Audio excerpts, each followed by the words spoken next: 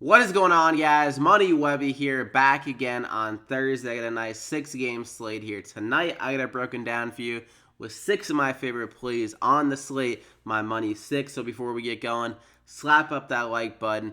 If you're ready to win some money here tonight and enjoying the content, let's try to get over 150 likes in this video. If we can hit that, thank you so much. Let's hop right into the plays. The last night we had a pretty solid night. We had Karl-Anthony Towns, the top scorer on the slate. John Collins did his thing. That game went to OT, so we got some good value out of it. Brandon Ingram did solid. Miles Turner, I was expecting a few more points and rebounds, but he still held his own a little bit, I guess. Elfrid Payton, he was 1 assist off a double-double. Not too shabby of a night. Tyus Jones, pretty solid, but he wasn't really hitting his shot. Like, if Tyus Jones and Payton could have scored a little bit more, they would have had a really good value to them. But money 6 here today. Let's get into it. First guy up, I'm going to go with Paul George here at 10,400. Solid matchup against Philadelphia. Their defense without Embiid is definitely not as good. Paul George, he fills it up every single game recently with the rebounds and assists, and he hasn't even been shooting that well recently, and he's still like having a solid little floor. I mean, he had 57 drafting points last time out with only a 29% shooting. And then he was absolutely god-awful against the Kings. Partially, though, I think because that game was a back-to-back, and he played 50 minutes before that, and he was definitely a little bit tired, showed that. But now that he had a few days of rest after that, against the Nuggets, I don't know what really happened. Just didn't find his stroke in that one. But against Philadelphia here, their defense isn't great without Embiid. Like I mentioned, they've been surrendering a lot of points recently, and this is projected to be the fastest-paced game on the slate. And also the 76ers do limit point guards a lot for DraftKings scoring, so maybe Paul George takes a little bit more under his belt with Russell Westbrook possibly struggling a little bit in this matchup. And he's been playing a ton of minutes, like 40, 38, 41, 43, 41 minutes the last few games. So he has a really good floor. I think he can reach some good upside here in this game as well because he's so active with the steals. Like if he gets a few steals and shoots like up to his capability in this matchup, he could easily get over 60 DraftKings points. So I'm going to go ahead and lock him in there as my first guy. Then I'm going to go with Jokic here as well at 10,000. His price is down a good amount here, considering like his upside and the things he can do on the court. I mean, this guy is a triple-double threat. Every time he's out there, he was 1 rebound off a triple-double against OKC. Last time out, against the Clippers, it was a blowout. He only played 28 minutes in that one. Still got a 53 DraftKings points. When he got closer to his minutes, he got 63 DraftKings points against the Kings, 63 against Philly. So he's been getting around like 60 plus like every other game, it seems like, recently. And against Utah here, definitely a tough matchup on paper. But just with how active Gobert can be around the rim, Jokic has done some great things against him in this matchup. He's averaging a triple-double in the 2 games against him of 17, 15, and 11. In that first game against him, he did get in some foul trouble, so he only played around 28 minutes. So the 2 games on average, he's averaging 32 minutes. So I could see him getting closer to around 35 minutes in this game. I'm expecting it to stay close. And Jokic has been playing a good amount better at home as well. So I could see him flaring the triple-double here, getting around 60 DraftKings points, and that would be 6 times value at his current price tag at 10,000. So I'm going to go ahead and lock him in there as my second guy. Then I'm going to go with Donovan Mitchell. Looks like Ricky Rubio is going to be out for tonight. And when we saw Ricky Rubio out just like a few weeks ago, Donovan Mitchell was taking some more DraftKings points upon him. He was getting a few more assists, running more of that point guard role. He's been playing very good since the All-Star break, 53, 46, and 43 DraftKings points.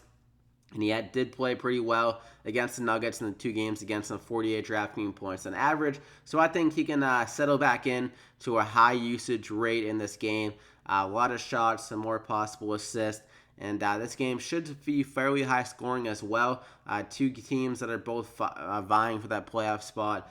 So I think Donovan Mitchell carry the load here again in this matchup. The Denver Nuggets are a little bit worse against like shooting guards, and so Donovan Mitchell, if he's kind of in that shooting guard matchup, he could do very well here in this game. He can be a streaky shooter, and I think with that assist added upside, it gives him a nice floor, and I think he can give us 40 plus DraftKings points in this game. So I'm going to go ahead and lock him in there as my second guy. As my third guy. Then I'm going to go with Bam Adebayo. He's going to be really chalky, but I think you have to bite the chalk here in this matchup. At 4,000, Hassan Whiteside is going to be out here again tonight, and we're getting him at the same price tag as last night. I did tweet out about how I like Bam Adebayo a lot with that Whiteside news.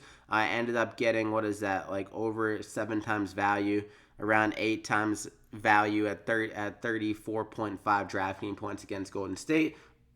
Played 32 minutes against a team that wasn't really playing that big, and he still got a good healthy amount of minutes. So against Houston here, a team that can play very big with Capella, Kenneth Faried, I think he can get around 30 minutes again here if he does stay out of foul trouble. There is that concern of the back-to-back. Maybe he's a little bit tired, but I still think just based on their depth at center, they really don't have that many other people to back him up. I feel like he has to get around 28 to 30 minutes again here in this matchup against Houston. Not a bad matchup, and I think he can just do enough here. He's very active with the rebounds and around the rim with some easier shots. So I'm going to go ahead and lock him in there. He doesn't need to do much around 4,000. I think he can easily return value in that at that price tag. And for my fifth guy, another really good value is Bolden here at 4,000. With Boban out, he's going to be out for, they're going to reevaluate him in a few days. So he's 100% out. Also Embiid already ruled out. So another team that's very thin at center here. And Bolden, this makes the most sense in this matchup. He's pretty athletic. He hasn't been bad defensively. Definitely an upgrade over Boban. And I think he can hold his own more against the likes of Steven Adams compared to Amir Johnson, who's just a little bit too old, I feel like. Just looks a little bit slower. So Bolden can counter the athleticism of these guys a little bit better. And another guy that does struggle with foul trouble here and there. He did struggle with that last game with 5 fouls. But if he can stay out of foul trouble, I think he can do really well here to return value. He probably would get around 25, maybe 30 minutes in this game. And at 4,000 for a guy that has been pretty good, minutes, DraftKings point per minute wise, he's almost averaging 1 DraftKings per minute. So if he can get up to 25 to 30 minutes, he could get us around 30 DraftKings points, I think. So really good upside value play. I'm going to go ahead and lock him in there as my fifth guy. And for my final guy, another value one here. Definitely some risk with it because the Knicks rotation is highly unpredictable. But with how Ellenson got really good run last game, I'm expecting him to get some solid run again here. It makes sense for him. It wouldn't make much sense for him to go to 36 back to 15 minutes. You never know, but still, just based on projecting this matchup and how I think things would turn out, Cleveland is a team that plays fairly big. Ellenson, kind of that oversized power forward a little bit, I guess, for today's NBA, but he's still very raw. But he showed off his upside last game against Orlando with 36 DraftKings points. Cleveland isn't great defensively, so if Ellenson can just get around 30 minutes, hopefully again here in this matchup, they just signed him to a contract, so it makes sense for them to continue to give him some solid run, considering they just kind of made a agreement with them compared to Lance Thomas, who's on the way out. He's an older guy than Knicks. They look like they want to go a little bit younger. Ellenson is 22 years old, so it definitely makes more sense for him to get more run compared to Lance Thomas. Mario Hezonja is still out for this game, so it's really a battle between him and Lance Thomas, I would say, based on the power forward position. And Ellenson just makes more sense for the Knicks in this matchup, I feel like, just based on him being younger.